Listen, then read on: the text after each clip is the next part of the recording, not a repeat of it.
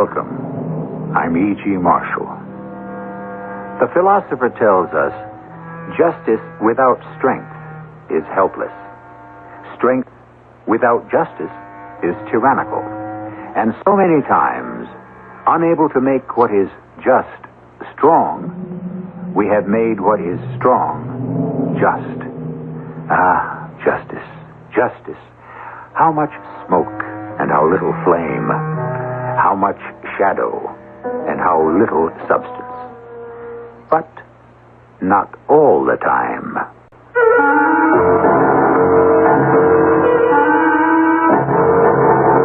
Our mystery drama, In Another Place, was written especially for the Mystery Theater by Sam Dan and stars Fred Gwynne.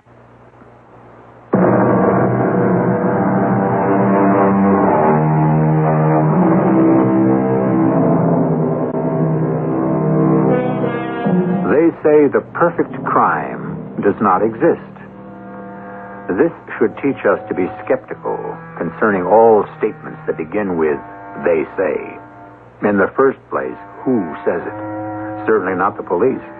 Indeed, they'll tell you that their files are filled to overflowing with perfect crimes. Because the fact is that any unsolved case is a perfect crime. And any uncaught criminal has committed one. That legendary little detail that the criminal is supposed to have overlooked exists purely for the benefit of the mystery story writer, and not for the convenience of the police. However, since you insist, you're going to get a perfect crime with a tiny, insignificant, minute, loose end. Who's that? You know who it is? But Tamar. Sit still. Keep away from the window. Well, suppose it has to be Sheriff Morrison. Of course it's Sheriff Morrison. Well, do you think he suspects? Of course he suspects. He was born suspicious. That's why he's the sheriff. But Tamar... Ben, there's nothing Morrison can do. You have the alibi. The alibi? Oh, stop looking guilty. Stop thinking guilty. Stop feeling guilty. But What's gotten into you? You're Ben Blankenship. You're one of the Chicago Blankenships. Huh. Who is Morrison but a hick sheriff? Oh, come on, Ben. Get some of that beautiful contempt back into your manner. I've never been on a spot like this before. Ben, you are the lord of the castle. He's a peasant. Now open the door. Yes? Afternoon, Mr. Blankenship. Oh, you must be Sheriff... Morrison. Oh, of course. Yeah, Morrison. Won't you come in, Sheriff? Thank you. Afternoon, Mrs. Hartfield. Sheriff? How should we begin? Oh, we might start with a cup of tea, Sheriff. We can't do that, Miss Hartfield. Why not? Because that would make it a social call. And you're here on business. That's correct, ma'am. Well, then, Sheriff, how shall we begin? I would like to be able to say you're both under arrest. Well, whatever for? You don't know, Mrs. Hartfield. See here, Sheriff. What are you trying to... I'm trying to uphold justice. And what does that mean? It means that you and Mr. Blankenship here murdered your husband, Alvin Hartfield. You can't prove that, Sheriff. Now, notice what has just been said. I accuse you, Mr. Blankenship, of murder. And what is your immediate reaction? You're not angry. You don't even deny it. You simply tell me I can't prove it. The fact is, Sheriff, you can't. I know that. If I could, I'd have both of you in jail by this time. Well, then how dare you make such a damnable accusation? There you go again, Miss Blankenship. You don't call the accusation false, just damnable. What is the point to this? We've had a murder. Alvin Hartfield was found shot to death here in his summer home. It's my job to find the killer, or killers. Well, I did find them, but I have no proof. Well, what makes you think you found them? The two of you did it. Why do you say that? Because you've been, in some places it's called having an affair. In others it's known as committing adultery.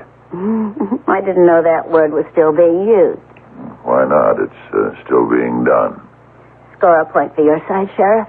He was your old doddering husband. You were the youthful, vigorous wife. You make it seem so physical. And that's what it's all about, Mrs. Hartfield, wouldn't you say? Sheriff, why do you insist that Mr. Blankenship and I murdered Alvin? Because people who violate one commandment would scarcely hesitate to break another. And on such evidence, you... It's pretty good evidence. The two of you have been making a fool out of poor old Alvin. Why does everyone insist that we were making a fool of him? Wasn't he making a fool of himself? Pretending that a man of 80 could be a satisfactory husband for a woman of 35? Then why didn't you divorce him? Divorce $10 million? Aha, you do admit you married him for his money. Of course. And why did he marry me? For my good looks, for my youth? That was the bargain. Sheriff, I object to this entire line of conversation. May I ask what you're doing in this house? First, I have to ask, what are you doing in this house? Well, Mrs. Hartfield is a friend of mine. Her husband was killed here a week ago. I've come here to pay my respects. You sure have. Sheriff, how could either of us have killed poor Alvin? Oh, I know. You have alibis. On the night poor Alvin was shot, I was at the opera. Mm-hmm. And you can produce witnesses who saw you there. I know. And you, Miss Blankenship? As you know, I was in California. That's your story. I had driven out there to visit a friend. We had some business to discuss. I know. We have his signed affidavit. Oh, Sheriff, there's no doubt that both of us were away at the time. We can prove it.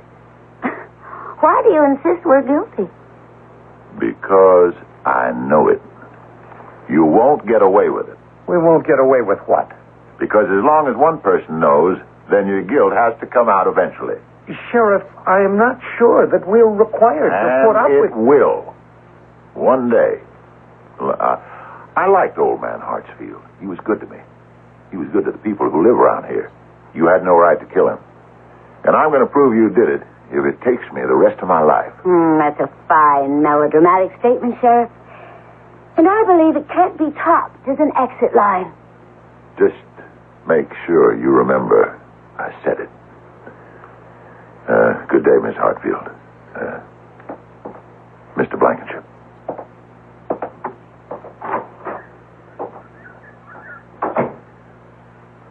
Well, Wait. don't tell me he's lurking at the door. No, he's getting into his car. It wasn't nearly as difficult as I thought.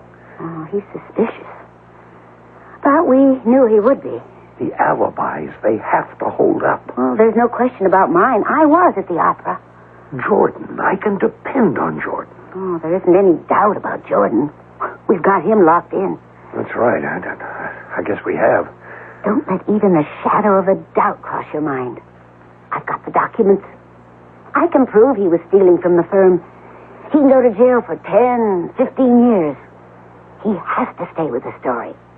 You were with him in California that night. Oh, I know. I'm not worried. It's Morrison, our beady-eyed sheriff. He can give you a few bad moments until you realize that he's nothing but a dumb farmer with a badge. Still... Still what, darling? Well, we can't have him going around shooting off his mouth like that. Oh, what's the harm? Everybody knows he's a fool. Even so, I'd like to clip his wings and make him pull in his horns.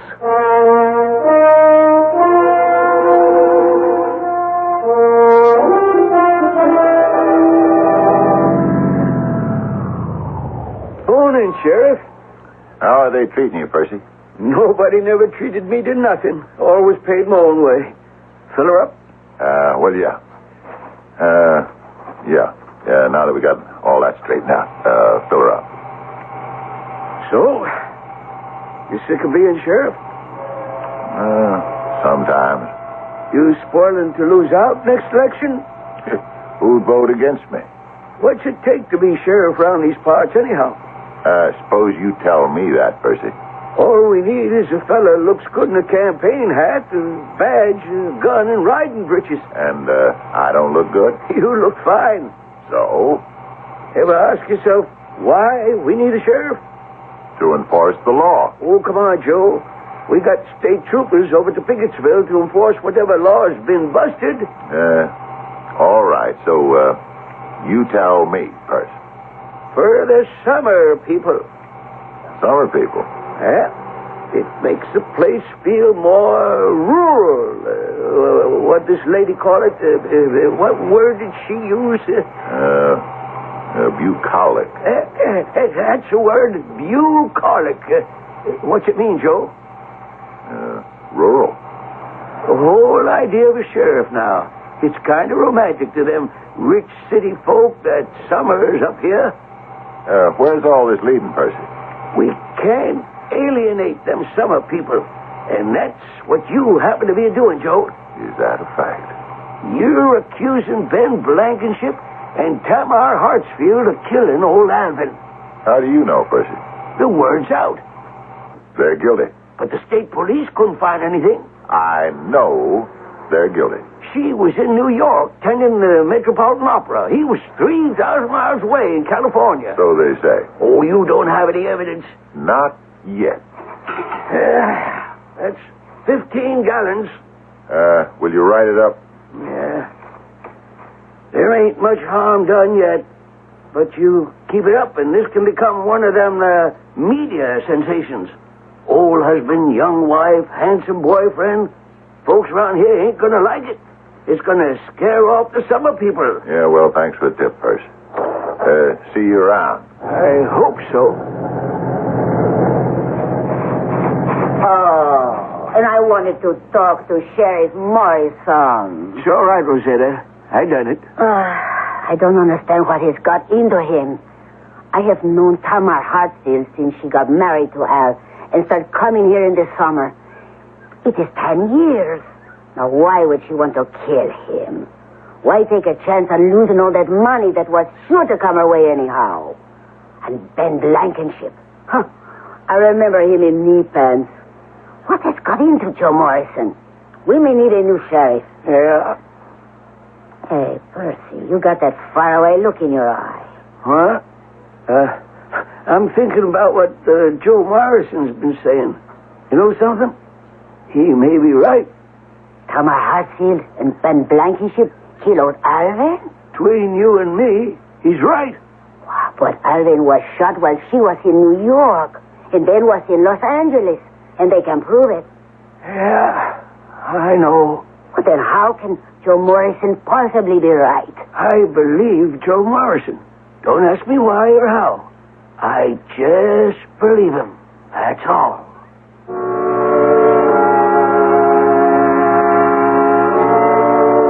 Let's face it. If you're a woman of 35 with a heavenly face and a ravishing figure, and if you're married to a rather faded gentleman a half-century your senior, and if you have been rather friendly with a handsome fellow close to your own age, and if one day friend husband is mysteriously shot to death, alibi or no alibi, shouldn't there be at least a few raised eyebrows?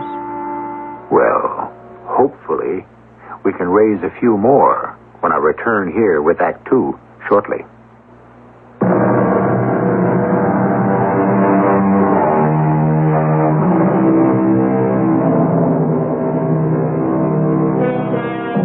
Alibi. The word, as you may know, is compounded from the Latin alius ibi, or another place, elsewhere, which is exactly what an alibi is supposed to do for you. To wit, prove that you were in another place while a crime was being committed. This supposedly proves your innocence, since it has been scientifically demonstrated that it is impossible for one person to be in two locations at the same time. Now that we have reestablished our premise, onward and upward. Percy, do you realize what you just said? Yes, Rosetta. I said, if Sheriff Joe Morrison thinks Tamara Hartsfield and Ben Blankenship are guilty, then they did it. And that's all. But why does he think so? It might be he knows something we don't know. Oh, he knows nothing. If he has got proof, if he's got evidence and facts or information, why don't he come out with it? Yeah, guess he just knows, that's all. Sheriff Joe Morrison. What brings you here, Joe? Eustace, you're county prosecutor. Are you satisfied with the progress of the Hartsfield murder investigation? Joe, you know it's in the hands of the state police. It's in my hands, Eustace, since I am town marshal of the place where it happened. Of course.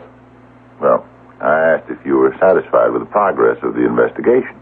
I can only answer that yes and no. Uh-huh. Satisfied that you and they are doing the best possible job, and, of course, not satisfied because we have not yet arrived at a solution. So far, all we have is that Alvin Hartsfield was shot to death by a person, or persons, unknown. That's probably just what happened. He was killed by an intruder, a burglar. Uh-huh. You're satisfied that's what happened? Yes, I know. I'm not satisfied that it happened, but I'm satisfied with it as an explanation. Why? Why? His money was missing from his wallet, his expensive shotguns, plus his fishing tackle and other valuables about the house are gone. What else could it be? Eustace, when the shoe factory closed up, this town was ruined. And then old Alvin Hartsfield bought some property. You don't have to tell me about the history of the town. No, but I think I'd better remind you. All the rich summer folk followed old Alvin here, and the whole region was born again. Joe, I must tell you, I felt like I lost my father. Tamar and Ben, they did it. Nothing else makes sense. She was at the opera, seen there by at least 30 people who know her. They'll testify. We have to accept that. What about him? How do we really know he was in California? He drove out in his car, he says. He visited this Jordan fellow. Now, we have Jordan's sworn statement. Jordan was old Alvin's personal secretary. With him 20 years. The old man made him rich. Why would Jordan lie? That's what I want to find out. Both Tamar and Ben have alibis. That's what's bothering me. Well, why should it bother you? It's been my experience that most innocent people don't have alibis. Certainly not ironclad alibis. Tamar and Ben made sure in advance. I'll go this far. Maybe Tamar and Ben could have hired a killer and made it look like a robbery, but how could we prove it, ever? I'm sure Ben did it. Why? He couldn't trust anyone else. He's trusting this fellow Jordan out in California to give him an alibi. Yeah, well, let me see if I can break that down, huh?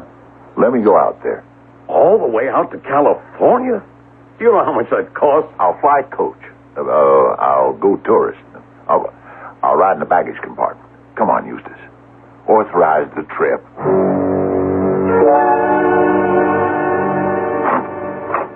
Yes? Mr. Jordan, Edward Everett Jordan.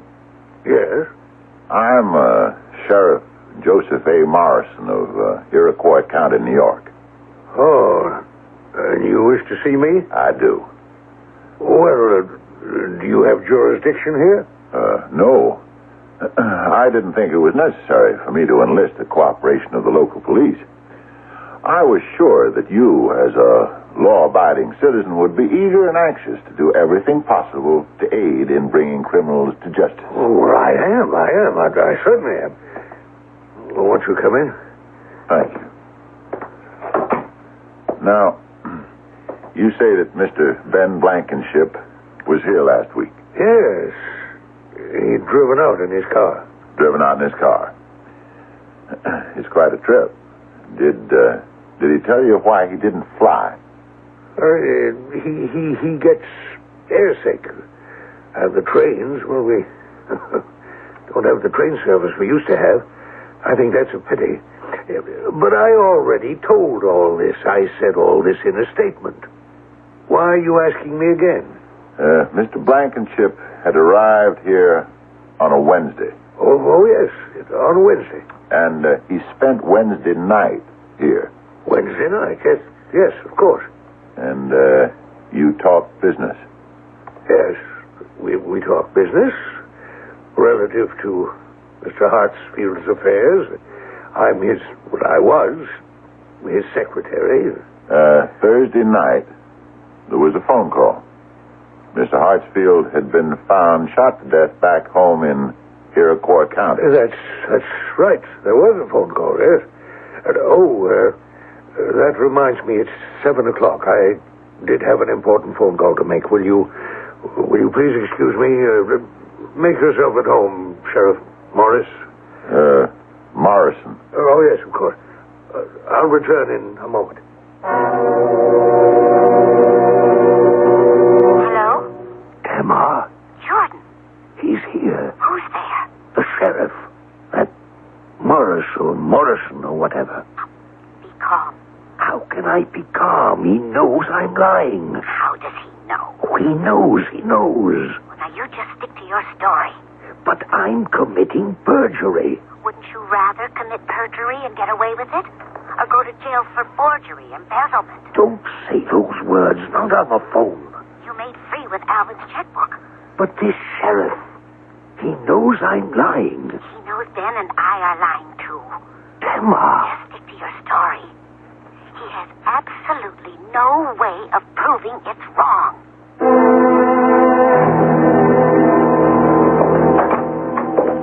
Morning, Eustace. Well, what have you got to show for that expenditure of the taxpayers' money, Joe? Everything and nothing. Mostly nothing. Jordan is lying. But you can't prove it. They got something on him. Maybe. He's a very weak and a very nervous little fella. Maybe it has to do with the fact that he might have been stealing from old Alvin. Maybe, but how can we prove it? Well, couldn't we have an audit made of the books of the corporation? On whose behalf? The stockholders. It's not a public corporation. It's a private company. The only surviving stockholder is Tamar Hartsfield. Do you want to ask her to authorize one? Wherever you turn on this thing, you're late. I'm sorry, Joe. You and I know Ben Blankenship didn't go to California. Where did he go? He disappeared somewhere in New York or anywhere. He came up here that Thursday night and shot old Alvin. Come on, Eustace. You know he did it. Well, you know it and I know it, but I keep asking and asking, how can we prove it? There's an answer. There has to be. Let me know when you find it. Meanwhile, just don't alienate people unnecessarily.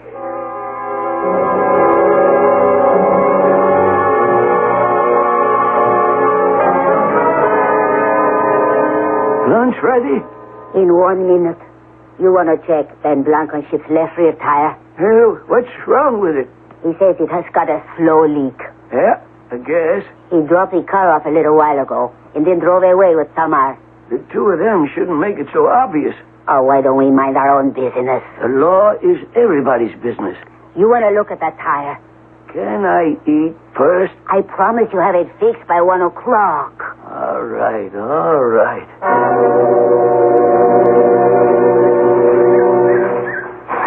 Is my car ready, Rosetta? Oh, afternoon, Mr. Blankenship.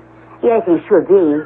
I ain't heard a sound in the shop for the past 20 minutes, so first it ought to be finished. Why don't you just sit down there in the shade? And I will go back in the shop and tell Percy you are here. Percy, where are you? Percy, why are you just standing there like that for? Is something wrong? Percy. Something wrong, Rosetta? Yeah. I guess you could say something's wrong. You're not feeling well. No. Matter of fact, I'm even feeling pretty good. But you are just standing there like someone in a trance. I guess. Maybe that's the way it's affecting me. Mr. Blankenship is here. He wants his car. Does he? Well, we gotta give Ben his car. Let me back it out the shop.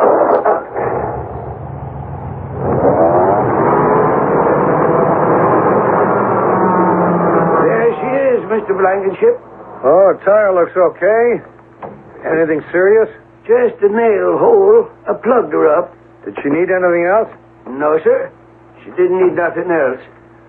Well, then, see you around, Percy. See you around, Mr. Blankenship. See you around. Percy? Percy? Huh? You're doing it again. Doing what again? Standing there like a statue. Something's wrong. Tell me. I'm wondering, what should I tell you? How much should I tell you? I am your wife. You have to tell me everything. I'll tell you this much. More than a week ago, old Alvin Hartsfield was murdered. Oh, Percy, what does it have to do? 5 people know who killed him. First off, old Alvin knows who killed him, so that's 1. Now, Percy, His wife, Tamar, she knows. That's 2. Are you crazy? Ben Blankenship knows. That's 3. This fella on the West Coast who gave Ben the alibi by saying Ben was out there with him, he knows. That makes 4. And you know who the 5th fella is? I want you to stop scaring me like this. Guess who's that 5th person? Me.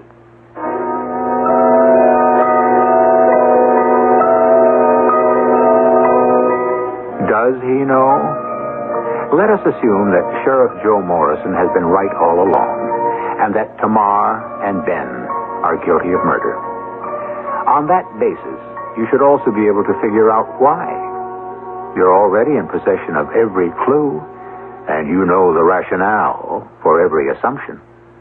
If you were doing your homework, you should already have the answer. Check with us in Act 3, which I shall unveil here shortly.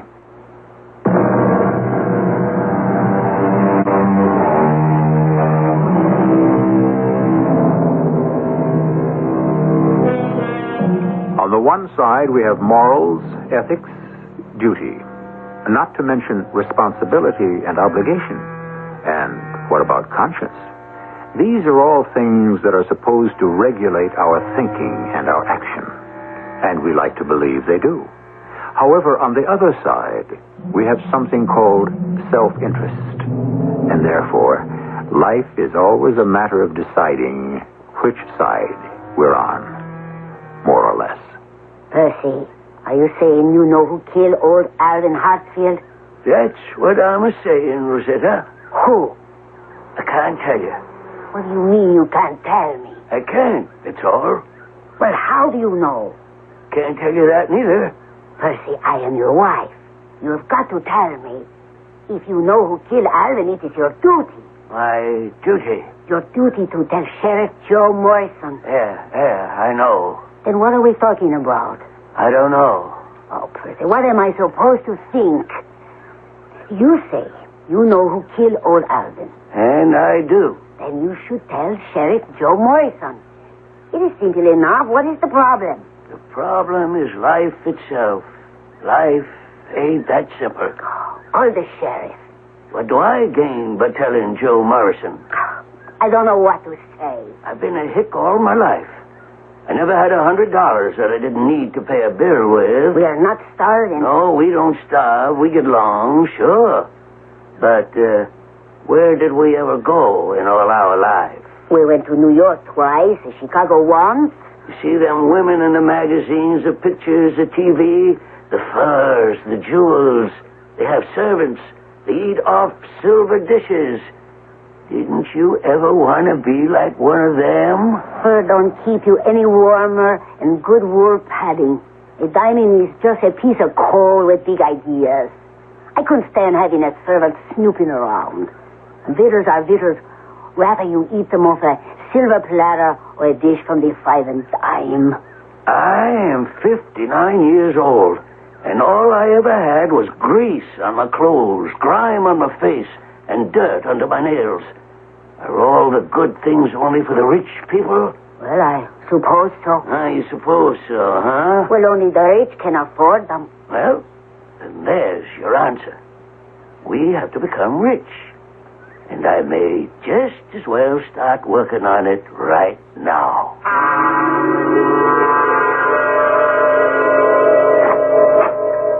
Morning, Miss Hartsfield. Oh, morning, Percy. I was wondering if Mr. Blankenship might be here. Oh, you're in luck. He just dropped over. Won't you come in? Oh, thank you, Miss Hartsfield. In. Percy would like to speak with you. Well, hello there, Percy. And I'd like to speak with you, too, Miss Hartsfield. Oh, well, what can we do for you?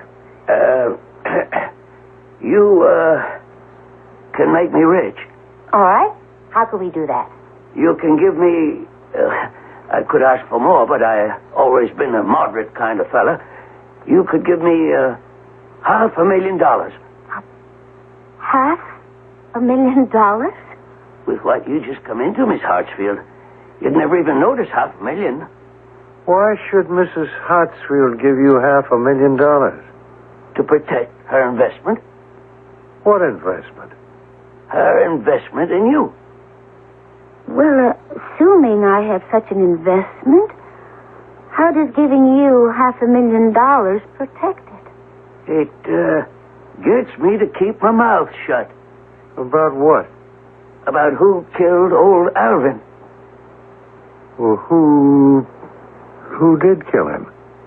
You did. Oh, you must have been listening to Sheriff Morrison. That man must be infectious. There's one difference between me and Joe Morrison. Yes? What's that?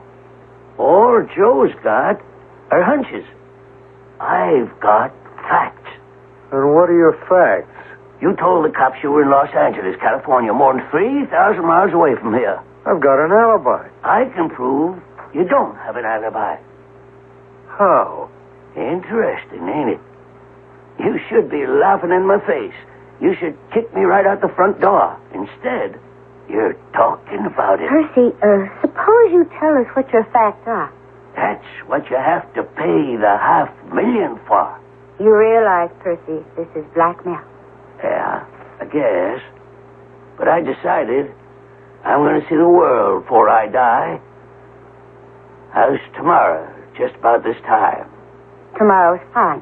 Well, Ben, Tamar, till tomorrow.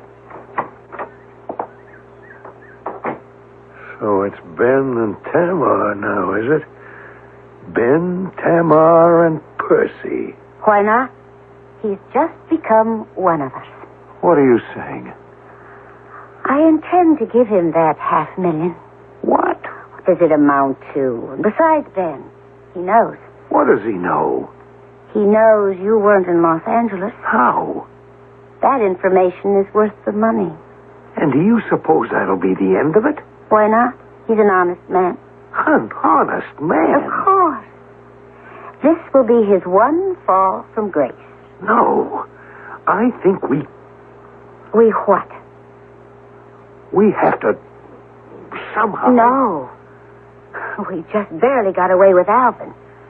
If something happens to Percy, who would suspect us? Why would anyone suspect us? When we decided about Alvin, the idea was that we could be together all the time. I say pay him the money. We can afford it. We can afford the money, yes. But can we afford to trust him? Look, Tamar, listen. Let me do it my way. I promise you we'll be out of it. Completely out of it.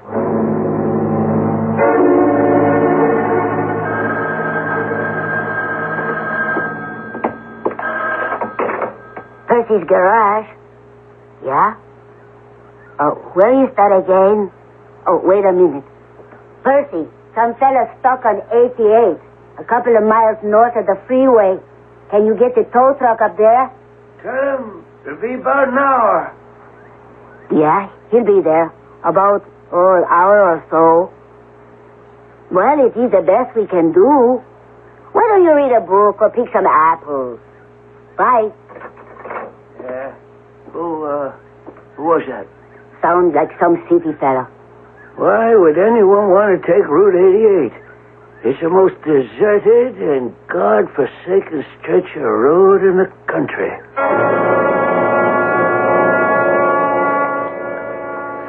It's the same gun that killed Alvin Hartsfield. I just got the lab report from the state police. Some holdup guy did it. Is that what you think, Eustace? What am I supposed to think? Why else would anyone want to murder poor old Percy? He gets a call to go up to Route 88, a couple of miles north of the freeway. Next thing we know, he's found sitting in his truck with a bullet in his head. His wallet's gone, his watch is gone, his ring is gone. According to Rosetta, all of it didn't add up to more than maybe $100.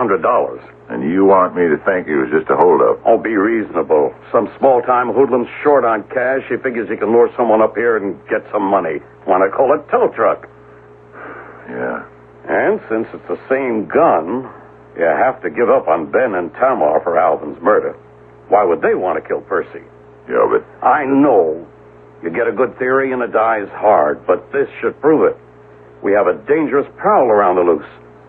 You might want to swear in a couple of deputies and run him down.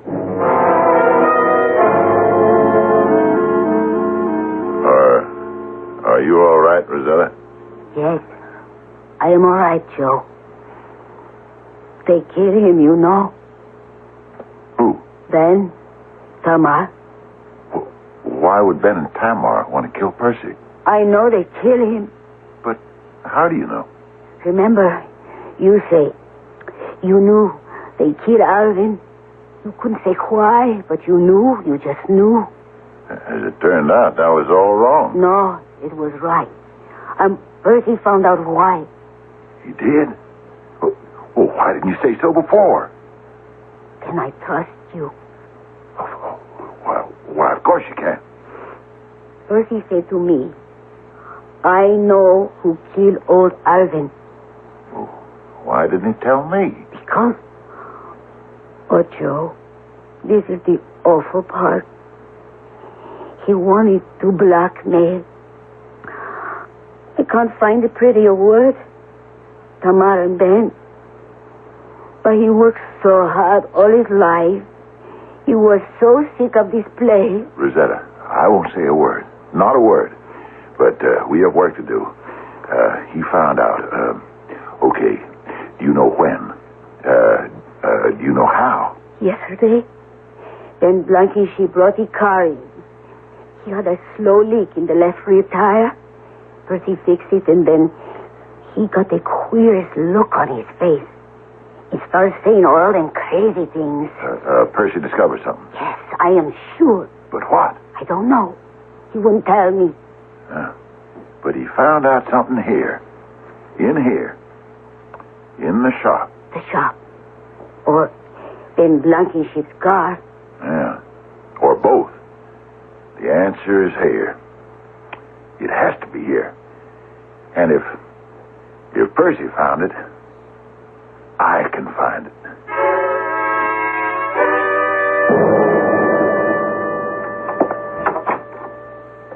Well, Sheriff, what can we do for you today? Mr. Blankenship, I have a warrant for your arrest. My arrest? What for? Suspicion of murder. What? That's ridiculous. See here, Sheriff. And I must ask you to come along, too, Mrs. Hartsfield. Me? Material witness. Ha! To think you could get away with murder. You can't prove we murdered Percy. Oh, we? Were you in on that one, too, Mrs. Hartsfield? I don't know what anyone is talking about. I'm talking about old Alvin. You want to confess? Well, you only have one life, and all you can do is spend it in prison no matter how many murders you committed. We didn't commit any. I didn't commit any. I guess not. You were definitely at the opera. But Mr. Blankenship here has no alibi at all. Oh, yes, I have. I have a witness. And I have a better witness. Your car. My car? 10 days ago, you let it be known that you were driving out the West Coast. You brought the car into Percy's for a complete check. Do you deny it? Well, I don't... We have the records. You signed a work slip authorizing Percy to mount new tires change your oil and filter, and check your brakes. Do you deny that? Why should I? If only you could. On the slip you signed, and on the sticker Percy placed inside your car door, was the mileage to date. 20,000 odd. Do you see what I'm driving at, Mr. Blankenship? If you did drive to California and back, your speedometer should read very close to 27,000. But it doesn't. Ben, you lied to me. No, see here, Tamara. You didn't go to California. No, ma'am. He has not driven more than 100 miles in the past 2 weeks, according to his speedometer. Then you killed him. You killed Alvin. What do you mean I killed Alvin? Sheriff, he lied to me. Don't you think you're going to pin it all on me? Folks. Plenty of time for arguing and squabbling at the trial. There's guilt enough and to spare for both of you. The fabric of eternal love. How swiftly it may unravel. How short a time forever can be. You heard what happens when thieves fall out. But this is nothing to the havoc which ensues when lovers become haters. And both of them try to get into a lifeboat, which only has room for one. I shall return shortly.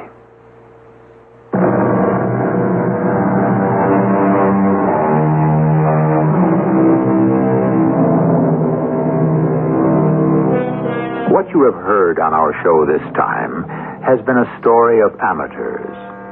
It concerned two people who committed murder, but didn't really know how to go about it. A man who tried blackmail without understanding the basics of that reprehensible profession. The predictable result? All three failed. The predictable moral? Well, to all of you good people out there who may feel tempted by a fit of temporary madness, don't do it. Leave crime to the professionals. Our cast included Fred Gwynn, Evie Juster, Court Benson, and Gilbert Mack. The entire production was under the direction of Hyman Brown.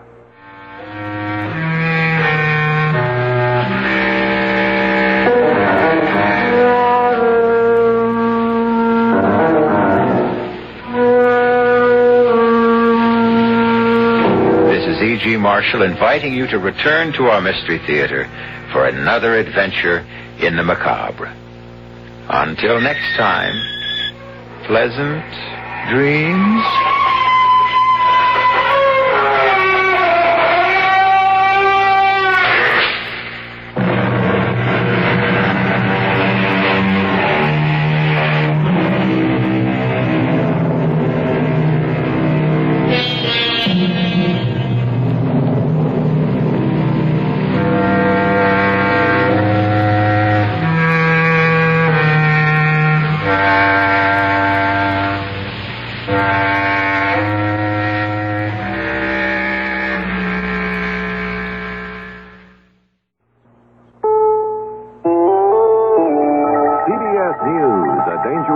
Storm is affecting the eastern part of the United States. This is Doug Poling reporting on the CBS Radio Network. The U.S. Weather Service says the eastern section of the nation is getting rain, snow, and everything in between. Snow and ice are causing problems from the Rockies to the Ohio Valley. On the East Coast, an ice storm that struck over the weekend continues to be a major source of headaches for many people. Mitchell Krause has a report on one area hit. It's hard to describe the incredibly beautiful but damaging ice condition that still covers much of central Long Island almost 3 days after the area's worst ice storm in memory. Every tree and bush is hung with a tinsel-like array of solid ice up to an inch thick. Hundreds of thousands of branches have broken off, many of them crushing cars and parts of houses and tearing down power and telephone lines. Up to 300,000 people remain without electricity despite round-the-clock efforts by more than 600 repair crews called in from all over the Northeast. Thousands of people are in makeshift shelters in schools and firehouses again tonight. Others have left their homes to stay with friends or relatives elsewhere. Local township officials have declared an emergency, urged people to stay at home to prevent possible looting, as weather forecasters predict a new storm that could dump up to 6 inches of snow on the ice and further delay repair work. Mitchell Krause, CBS News, Huntington, New York. More news in a moment. In Jerusalem, negotiators from Israel and Egypt will sit down in a few hours and make another attempt to keep their peace initiative going. Secretary of State Vance arrived Monday to take part in the talks. Vance met with Prime Minister Begin and Foreign Minister Dayan. After the session, Begin appeared to be in a more upbeat mood. May I say, Baruch Hashem, thank God, everything now is all right, positive. Let us hope that as a result, with all the patience we need now, of course we have difficult problems. As a result, peace will be established in the Middle East. Begin says he is not discouraged by President Sadat's remarks this weekend. Sadat had a gloomy assessment of the chances for a settlement, saying the Israelis so far have made no concessions. President Carter warned Monday night that rejection of the Panama Canal treaties would be a good opening for outside agitating groups and communists from Cuba to disrupt the operation of the waterway. Mr. Carter commented in a telephone question and answer session with a public affairs group in Hattiesburg, Mississippi. After hearing the president, the group voted against ratification of the pacts by a margin of roughly 2-1. Mr. Carter spoke to the Hattiesburg group after flying back to Washington from Minnesota, where he attended Monday afternoon's funeral services for Senator Hubert Humphrey. The president and Vice President Walter Mondale delivered eulogies in a church packed with about 3,000 mourners. Humphrey was buried at a cemetery in Minneapolis. President Marcos of the Philippines has announced plans to hold elections for an interim national assembly on April 2nd. These would be the first elections in the Philippines since Marcos imposed martial law in 1972. A new poll published in a Paris newspaper shows left-wing opposition parties are gaining in popularity, with general elections in France only 9 weeks off. This is Doug Poling, CBS News.